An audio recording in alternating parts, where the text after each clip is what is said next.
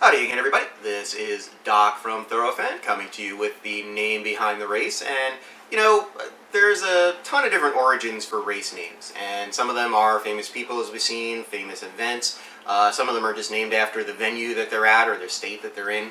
And then you come across races that are actually named after famous horses. And that's where we're going for this week's segment as we look at a race at Golden Gate Fields that is happening this weekend that is named after a horse that not only just has the race named after him, but whose name itself actually has become, well, part of the racing lexicon. What do I mean? You're about to find out as we look at this week's Name Behind the Race.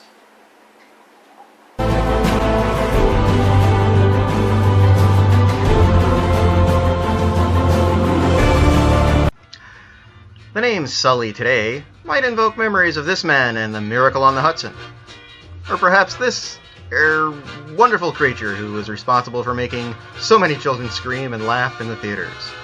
Say the name Sully to any hardened racetracker or even a casual race fan of the 1950s and 60s, however, and that name meant only one thing: Silky Sullivan. Called the California Comet, Silky Sullivan raced from 1957 to 1959 and forever captured the hearts of the fans who came there to cheer him on. He may not have won any titles such as Horse of the Year, but he is responsible for bringing a new term into the racing lexicon and even a term that's used in politics, that being a Silky Sullivan finish. Basically, it means that a win from a horse or candidate that occurred in a situation that was considered all but impossible because of how far back that horse or candidate was in the race or the polls, as the case may be. Some might even say that this man fits the bill recently in his presidential win.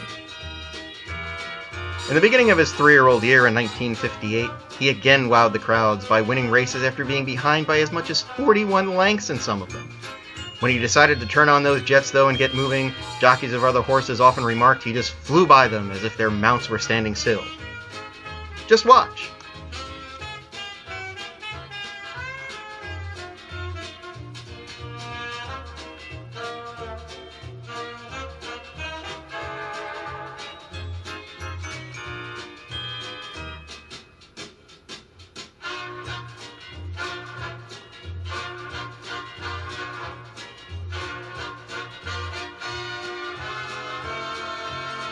Winning the Santa Anita Derby that year in 1958, he then headed east to the famed Twin Spires to try to prove all the East Coast skeptics that he was more than just a California wonder by trying to beat the mighty Tim Tam of Calumet Farm in the Kentucky Derby.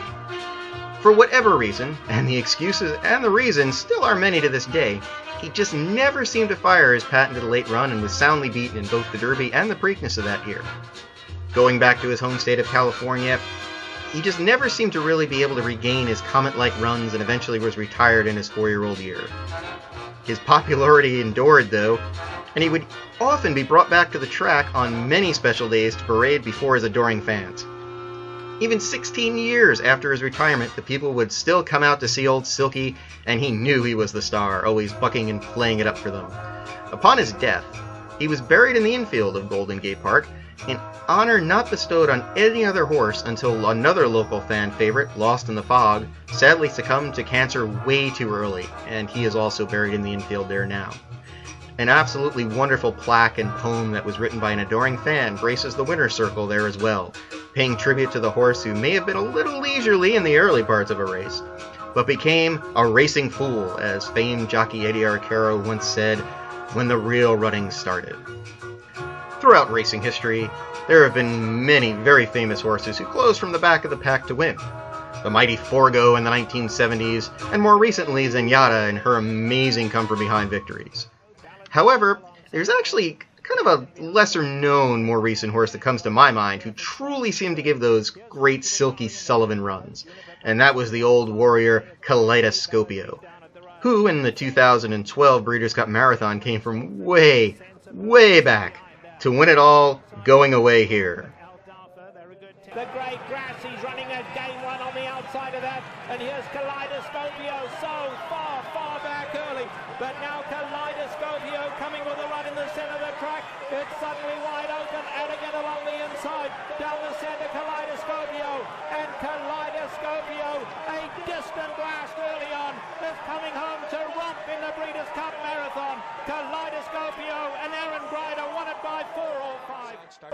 And in the 2013 Brooklyn Handicap, was practically in a different zip code for most of the race, only to get those old legs going to run him down at the wire.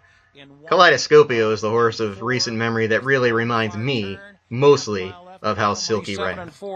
Percussion still in control. Keep Me Informed is second. Ruler on Ice is now asked to pick it up. Fast Falcon continues a steady march toward the lead on the far outside. And then it's Flashy Sunrise. And it's another two back to Bird Run. And starting to get underway from the back of the pack is Kaleidoscopio. And he is now about 10 from the lead as the field turns for home. It's still Percussion in front. And Fast Falcon is second as they make their way toward the top of the stretch. Keep Me Informed down toward the rail. Ruler on Ice is now struggling, and Kaleidoscopio is making a giant run. He was so far behind earlier, but he's still got a lot to do to get to Percussion, who's trying to do it all the way on the lead. Kaleidoscopio stretching those 10-year-old legs as they come down to the line. Kaleidoscopio, absolutely remarkable. The long-winded 10-year-old Kaleidoscopio had to make up 25 lengths.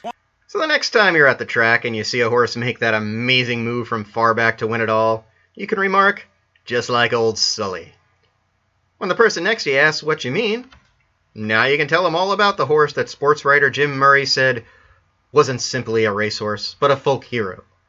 No horse in history has ever captured the imagination of the public the way old Silk did. Well, there you go.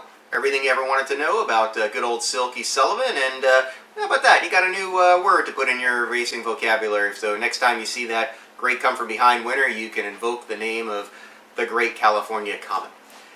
If you're potentially interested in having a race name researched by us, drop us a line here at Thorofan, and we'll be happy to see what we can dig up for you. You never know, might end up on a segment.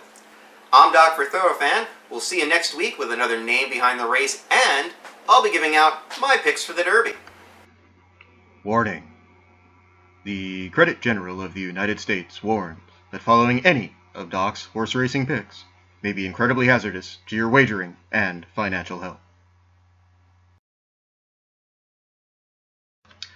If you're an incredibly passionate thoroughbred racing fan and want to find a whole bunch of people that are just like you, why not check out Thorofan at Thorofan.com. Sign up to become a member, get our amazing weekly newsletter, and learn everything and anything there is to know about this amazing sport we call thoroughbred horse racing. Thorofan, giving the fans a voice.